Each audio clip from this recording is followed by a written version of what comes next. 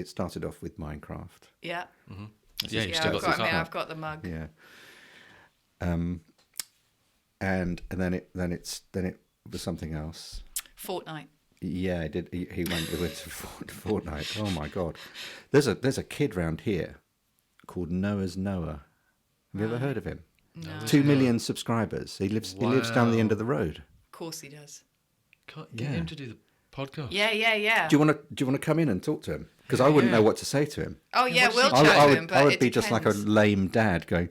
So tell us about your Online gaming. Your gaming. Yeah. No, we could chat, but like. What does he play? Yeah, that's the key thing. Fortnite. It's just Fortnite. It's just Fortnite. Kev could chat to him. I could only talk to him if he did some other games that Like I like what? playing. I like playing Rust. I like playing Prison Architect. I did a little bit about this in my last stand-up show.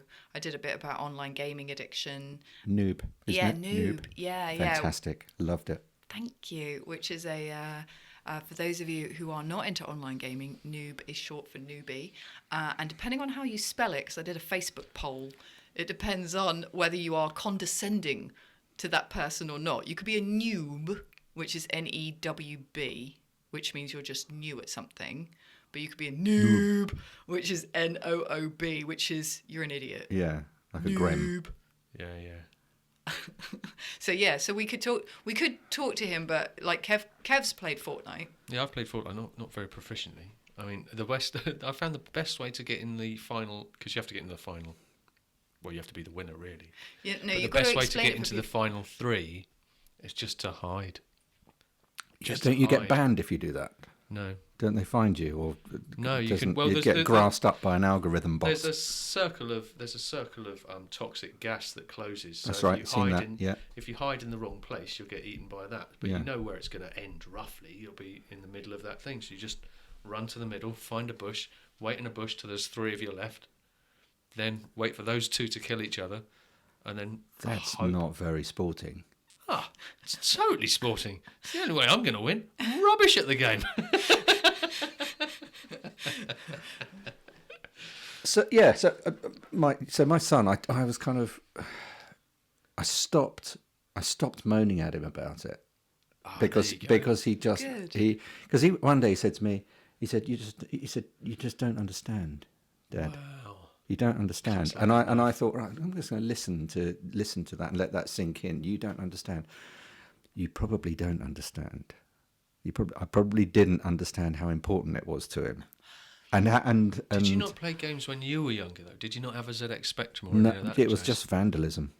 Just vandalism. Yeah, we'd just go out and smash people's greenhouses, yeah, break I did that things. as well, but I had plenty of time to destroy a ZX Spectrum. I'm too old for that. Too old. Yeah, no. How old are you? Mm-hmm. You don't look it. Yeah. Not a day over. How old are you? You can't be that. You don't 56. No way. Oh, you're doing very well. You are doing very well, sir. Well, thank you. Yeah, you've done very well. But no, I didn't have. I remember the very first ping pong game. My dad brought that home. Oh, It yeah, was the like Atari it was in one. a little wooden box with just a single dial on it. Wow. And then something called Bolderdash, which I guess Bolderdash rings was. a bell. I don't know what that was on. You're right. Yeah, I'm just sort of sorry. I'm just trying to stretch out. I can't stretch out my legs because I can't tell where the cables are and where the table is. You could, if you lift your leg onto the platform, you can go beyond that. Yeah, I'm beyond it now. Yep, I'm okay. I'm good. You have literally got your feet bang in the middle of all of the cables. Sorry. Yeah, sorry. Okay. No, I'm good. So no, I didn't have any kind of gaming experience. I played a little bit of Medal of Honor when it first came out on PlayStation.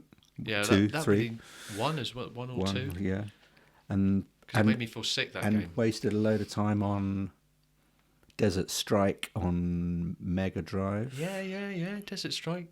So you do understand. I do understand. Because you can understand that aspect of it, playing till 2 o'clock in the morning and looking at the time and going, oh, it's 2 o'clock. But I wasn't a dad then, and he's my only son, and I kind of sort of developed this kind of dad attitude towards it, which is, you shouldn't be doing that. You should be outside vandalising things.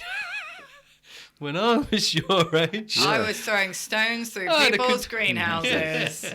This is a bit like in my little show I was saying, like, it's because it's something new. So forgive me for saying this, because, like, have you ever tried playing Fortnite? No. Now, that is the thing that slightly perplexes me, when somebody doesn't like what their child is doing, but they won't at least give it a go. Oh, don't get me wrong, it looks fabulous. But why don't you play it? Straight away Why have you never because tried to play I haven't it? got years to burn, as you've just discovered. I couldn't do it. Not long left. I couldn't do it. I couldn't get back involved with it because I just enjoy it. couldn't. And that would be terrible. Can you imagine? I think my reactions would be too slow, wouldn't they? Well, I mean, like, it depends on how much you practice. It is a skill. It's like any skill. You want your son to learn how to be a person who works towards goals. You probably want your son to learn how to develop skills. You want your son to show focus and attention and creativity and problem solving. All of these things are going to come from online gaming. But what you're disagreeing with is the method by which he is choosing to obtain these skills surreptitiously, because he's not going, well, I'm going to become a master problem solver. Like, if he was sat there sort of doing Sudokus and lateral thinking puzzles all day, you go, look at my intelligent son, look at the way that he is so studious. But because he's doing something that's sort of bright lights, gaming, it's actually fun, and you can get so immersed in it that you can end up doing it. We regularly sort of go, oh, whoops, it's 2 a.m. Oh, okay, we should probably stop now. We sort of look at each other like, I'm just going to do a thing, and oh no, we're in a firefight. Oh, grab the guns. Do half a prawn each. do half a prawn. Stay awake. Do half a prawn. Play battleships. Yeah. Babe, I've got a crab in the fridge. Yeah. I think that I can just about see now why he just loves it. Yeah. But also, what exactly is life about? I mean, I know that's a wee bit of a deep conversation, but I mean, it's very easy to get sucked into a repetitive cycle of productivity where unless you're achieving things... I've never easily fallen into a cycle of productivity. Oh, it's so easy to be me. I'm always working. I fall into it all the time. Yeah, but I am. And you know that. Like, I'm very much... I'm one of these people who's like, oh, I've always got to be doing something. And, I think life is also about being happy and enjoying yourself and going on these amazing flights of fantasy that you can do in games. Like in games, God, you can fly through space. You can be a wizard. You can make a post-apocalyptic hut, which is what I do. I run a prison. I've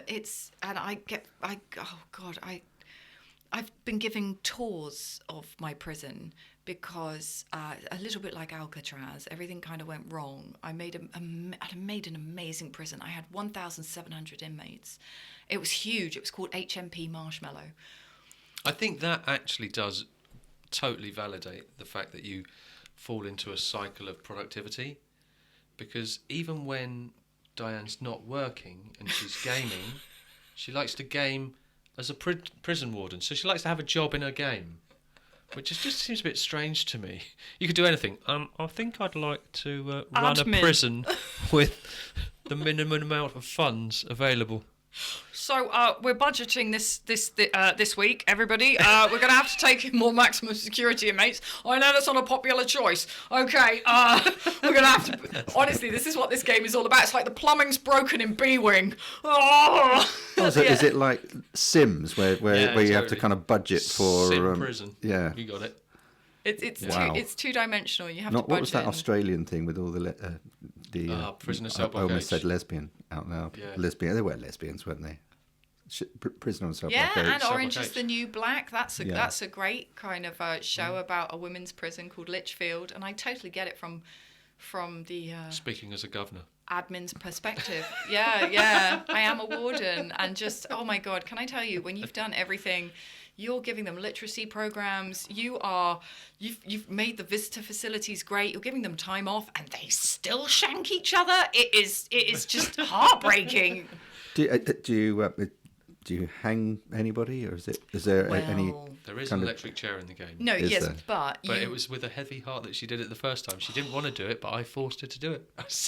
Install the chair or put someone in it? Yeah, because you have to install the chair, put them through the chair, you put have them to through go through the legal process. Yeah, you have to make sure that your lawyer is there because you have to get you have to be legally allowed to do the death row thing. You have to build facilities. They have to have a special wing away from the other prisoners, and you, Yep. So it was very sad, and the entire prison goes on lockdown when you are going to execute a prisoner, and it is a deeply sad and moving thing that you're doing, and it really makes you question what you're about to do because you're like, well, sad or moved. It was very sad and moving, and there's very dramatic music, and you're like, well, I'm about to take a life. Am I really okay with that? But they're on death row. I'm legally supposed to do it. I've built the death row in my prison. This isn't just Supermax. Like, so you have your Supermax for your real proper legendary hardcore nutters, which you have to sort of lock up. But it was a dark moment. It was a dark. Where's the local prison? Where's the prison local to here? A local one, Wandsworth. Wandsworth, of course it is. Wandsworth. But it made me really interested in sort of prisons in general and how the state of prisons. Well, I say that when we watch the news and prisons appear, I'm like, oh my God, of course, put 2 fences on the outside. That's what I'm doing wrong. So sometimes I get sort of architectural tips from the news. Mm-hmm. Could you do like an actual VR prison? If someone's kind of messed up and they get sent to prison, rather than putting them in a prison, you just put them in a little room, strap them to a chair, put some VR goggles on them, and then they have to live their sentence out with VR goggles. Well, you'd stop all kinds of problems like that. You'd stop all kinds of violence because you could. How can you be violent in VR? Well, you can be violent in VR, but with your eyes. What's the worst? Yeah, what's the worst that could happen? Just going to swing around in an empty room, looking a bit strange for a bit. They sort of did that in Minority Report, that film with Tom Cruise in, where the people were put in this kind of suspended chambers where they had their crime replayed to them constantly, but this was a crime that they were going to commit and they never committed because it was all based on the predictions. Getting people before they commit the crime. Yeah, therefore no crime. Yeah. Now we've not given you any spoilers there, so if you like the sound of that film, Minority Report with Tom Cruise in it, it is worth watching. It is good. It is good. Yeah. He makes a lot of good films, Tom Cruise. He makes some amazing sci-fi films. I'm not sure how he's done it. The Edge of Tomorrow, that's one of our favourite ones, isn't it? Which is the one which keeps restarting. Oh no, maybe that's it. Live, Die, Repeat. It's not Edge of Tomorrow. It's that was. Oh damn, we'd be a crap pub quiz team. Sorry. It's got that actress I like. It's a brilliant film. This is what my mum does. Proper, yeah, this is. I've said this before. Couple stuff. I've said this before. Yeah. The who's the one in there? I'll look it up. The one with the hat. That was What hat? No, it's not him. It's Harry Potter. He was married to that girl that was in the one with the bloke with the necklace and the vampire up the tree. Oh no, you're taking the mic. That's my mum. Oh, sorry, Mum. I thought you were talking about like Dice actually thinks she's seen the film. It sounded like Interview with the Vampire, which he was in with Brad Pitt, and so You're in a bunker. 4G. You're in a bunker. Oh. We don't get. Do we get 4G yet? What would you like to know? I can look it up because I've got my Wi-Fi. So the you can look up that film that film that's got Tom Cruise. I think it's Live, Die, Repeat. Live, Die, Repeat. Yeah. Tom Cruise, Groundhog Day. That's not what it's called. You're fibbing. This is the premise. Yeah, that's a great film. That's a really, really funny film. Because I think they deal with the premise of Edge of Tomorrow. You were right the first time. Look at that. I think it's because the poster, the log line was a little too big and it confused me. The title was Edge of Tomorrow and I think the log line is Live, Die, Repeat. And I just got confused because the fonts were ill-sized. Ill-sized. I think that you've got to be careful. You don't want to mislead the public. Oh, my mum said, talking to mums, my mum said that people have been turning up to Rich Hall's hoedown. You know the comedian Rich Hall. Yes. They've been turning up dressed in country and western clothing because they think there's going to be a hoedown. So they think there's going to be line dancing, but it's not. Apparently, he's just doing stand-up. And I mentioned that because I got confused with the film. And today, I was doing a gig at a theatre, and there were posters for Rich Hall's hoedown, and they clearly even mentioned music on it. And I was like, you are mis-selling this, Rich Hall. If you are not giving people the opportunity to line dance, then, yeah. Who would you like to work with? Who would I like to work Yeah, with? yeah. Crikey. I can't think of anyone. If you were going to write something, write a show, which you have, and you were going to get people to be in it. Wait, are you talking about like a sitcom or possibly, I don't know, Galaxy Ball? If yeah, who would be your dream cast? I really like the cast I had. They're the dream cast. They are my dream cast. I wrote this. I've got this idea, and the idea is that in space, rather than have war, they have sports games, and Earth has its first team. And due to a historical error, the first Earthling in space was a dog. And so Earth's team all have to be dogs. And so that's my concept. And I created this idea called Galaxy Ball, which is the sport team Earth. And when I tried to pitch that concept, basically saying, so dogs playing sport in space, but they represent Earth and blah, blah, blah.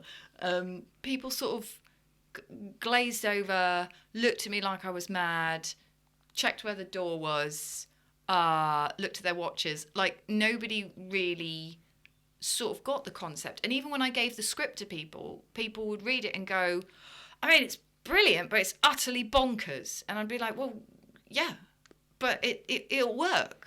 And they're like, no, I can't see this working. And sci-fi is too high concept. Nobody wants to make sci-fi. It's too high concept. Really? Like, I can't believe that was even...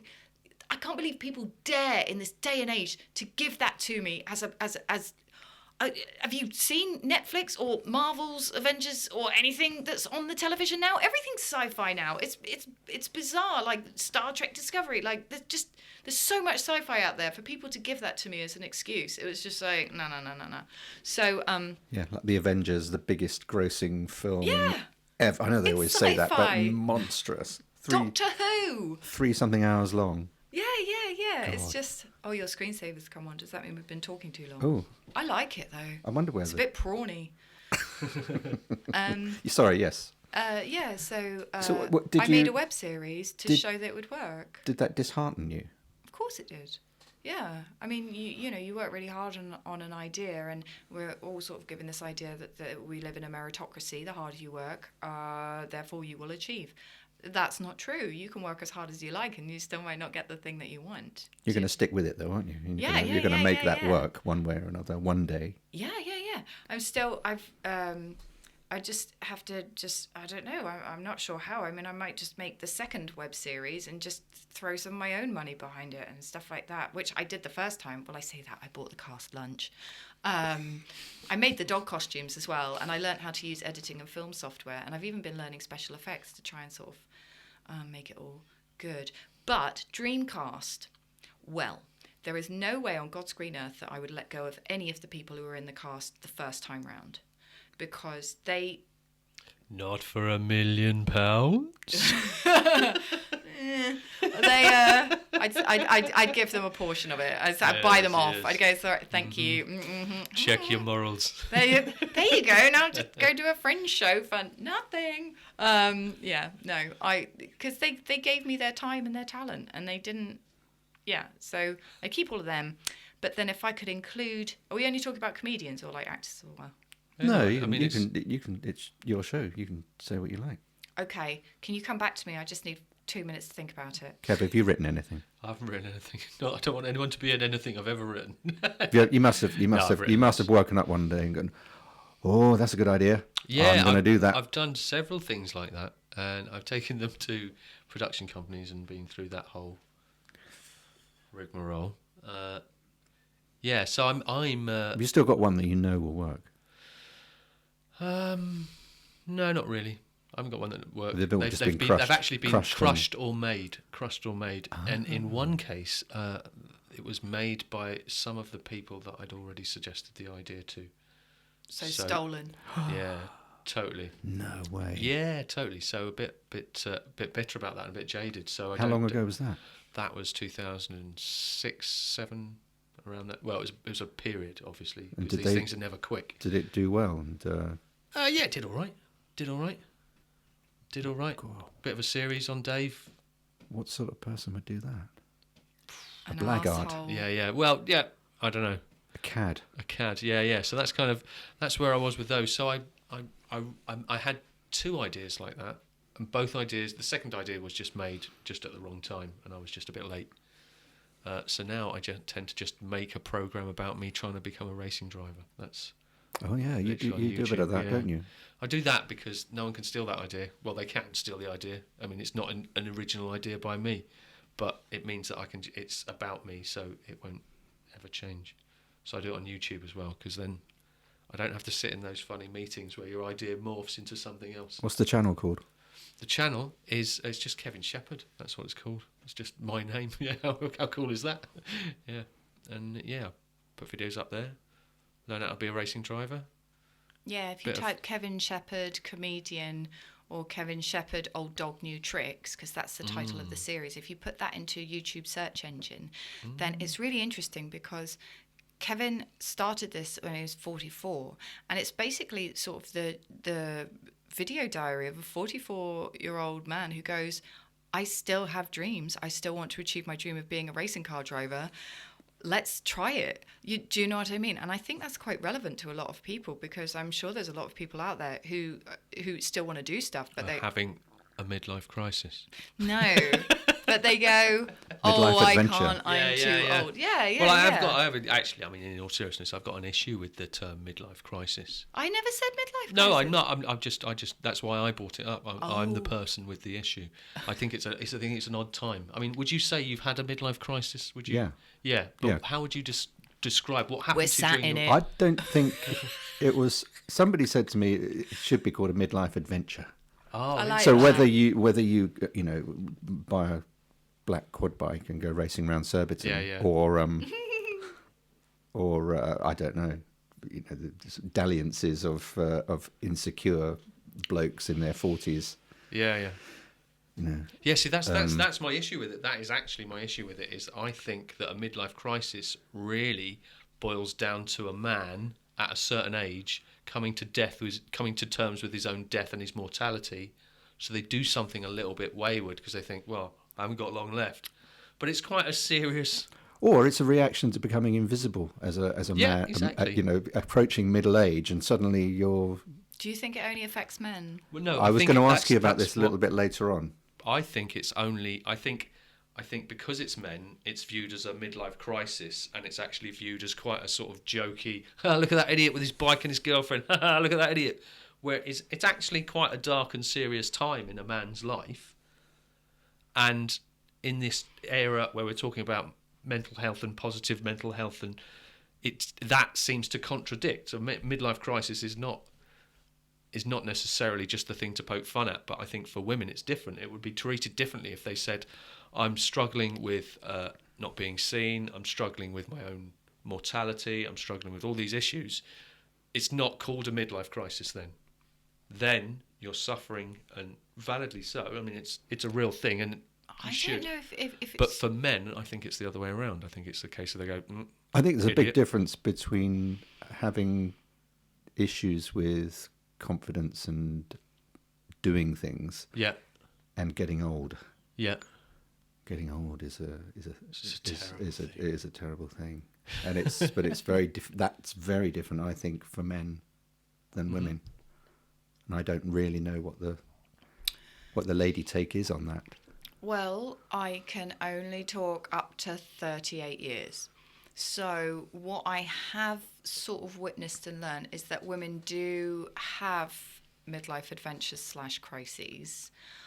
We know somebody actually who, she's not going to listen to this, but I'm not going to name her. But the point is that she suddenly has started sort of flying off to foreign countries because she suddenly got boyfriends in foreign countries that are 20 years her junior, and she's sending money to them, and she's wearing sort of big wonder bras, and she's getting her knockers out, and she's wearing her hair in bunches and stuff, and suddenly it's all makeup, and it's like it's a massive shift. So sort of when she's picking up her grandchildren from nursery, they're all like, why is Nanny dressing like that, and why is she going away next week and stuff. So it does affect, I think it affects both genders. I totally get what you're saying about the man having the midlife crisis and people laughing at them, because you do have to be in a privileged position as well to be able to afford a race car that signifies you're having a midlife crisis. And so it's quite... Sure, but just because I've used race cars as an example doesn't mean that people have a midlife crisis within their means. You don't. True. You don't have to have a midlife crisis. You have to go, oh, I can't have one, I can't afford the bike.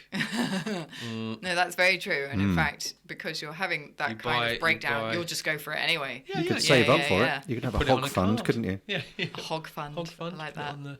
On the card. Yeah, I know that.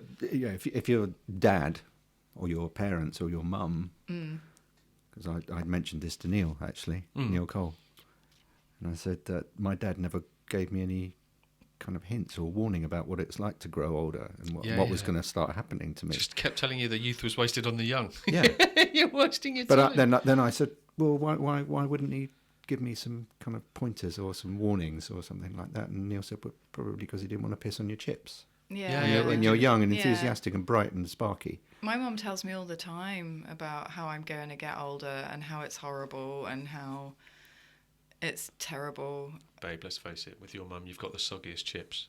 I really do. My chips have never been crisp. But that's okay. She tells me constantly how it's horrible getting old and how different things happen to you and how, as a woman, you do become invisible because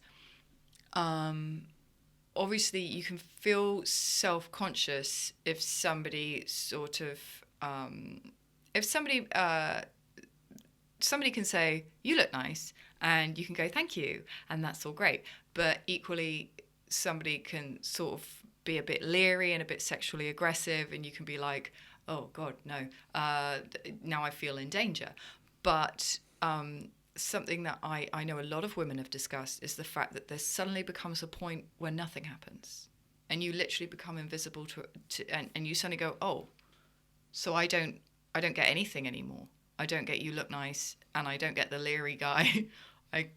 I'm invisible to everybody. And you can also become invisible to sort of your children who only seem to notice when their food is missing or you become not a feature, you become the thing that makes everything run, and then suddenly they go. So I know it does affect women in different ways. Is that when you get your knockers out and get a boyfriend in Gambia? That's exactly how it happens. I think so.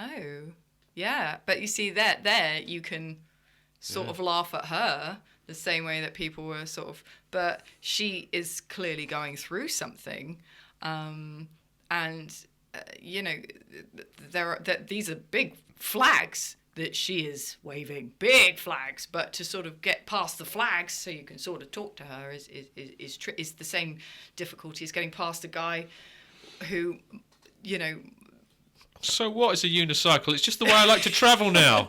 Leave me alone. YOLO. See you later. Yeah. How do you say to, and that's the worst part as well with the pissing and the chips. Like, how do you say to someone, I know you look like you're having fun, but I think you're crying inside. Like, what kind of asshole says that to someone? Mate, a hoverboard's a hoverboard, but she's only 19. Oh, right, yeah. I suppose there are certain things you could say. You can put people back on the straight and narrow. That's not an issue. But yeah, it's a funny thing though, isn't it? And you've got to be a good friend. If you're not friends enough with someone, you can't just.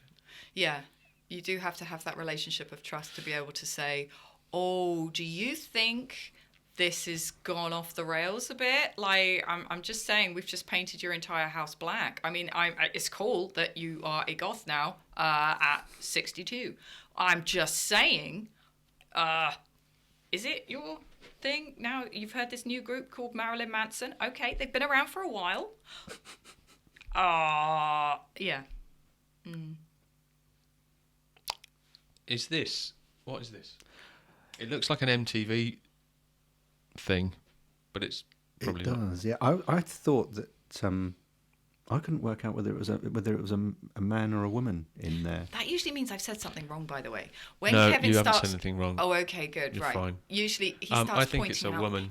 Yeah. If Diane said something wrong, well, what I like about these spotlights is they give like different lights and different places. But that's what you just did. You just went, No, but what is this? I was like, I'm Is very it- curious is about this. Greenfly awful? Yeah. I'm generally very curious about this because it looks like an award, doesn't it? Where did you get it? Have a guess. Oh, round the corner. No. Hampton Court? Where'd you get that sort of... Leicester Space Centre, the National Space Centre at Leicester. The Leicester Space... No, TK Maxx.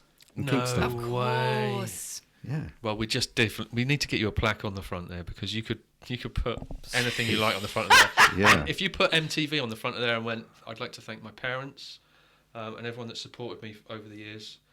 This Talking to your mic. astronaut thing means a lot to me. I'd like to thank all astronauts everywhere. Astronauts. But well, it also looks like it's cable tied together. Yeah. They are cable ties, aren't they? Yeah, it's a bizarre thing. I'm not even sure I like it. The Michelin Man's lost weight. I noticed that. I It's think it's just because too of the long as well, obesity isn't it? crisis. No, seriously, you know the Michelin...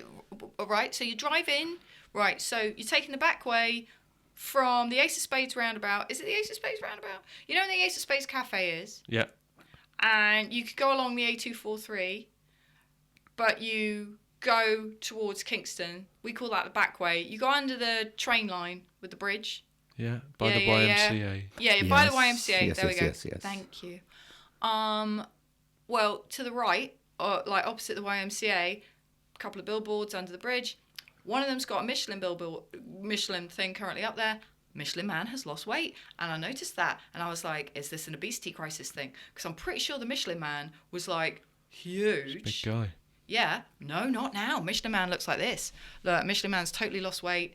Looks a bit trim. Looks a bit like Michelin Man's been jogging a bit. Yeah. I think. Wasn't he originally made out of tyres? Yes. Yeah, but now he's made out of like micro tyres, not tractor tyres. because of the tyres being the big horrible thing that they really are. You can hear the kind of the brainstorming at the agency, can't you? I don't think tyres is the way to go forward. I mean, what about if we light them? No, burning tyres is even worse. We need to adjust him. Just make him thinner. Everyone will forget about the tyre thing. You sure? Wasn't that known as a Soweto necklace or something? Oh Those horrendous that horrendous torture. Oh, You put somebody in a stack of tyres and they can't move, so you just set fire and you set you fire put to the petrol tyres. into the tyres. Why? Yeah. Well, to kill someone. Oh my god, is this what you were doing instead of online gaming? You should have been gaming. It's just another form of execution. Oh my god. Why are you worried? What is wrong with you? I do like the dichotomy. Like, stop playing Fortnite. Go outside and burn people like we used to.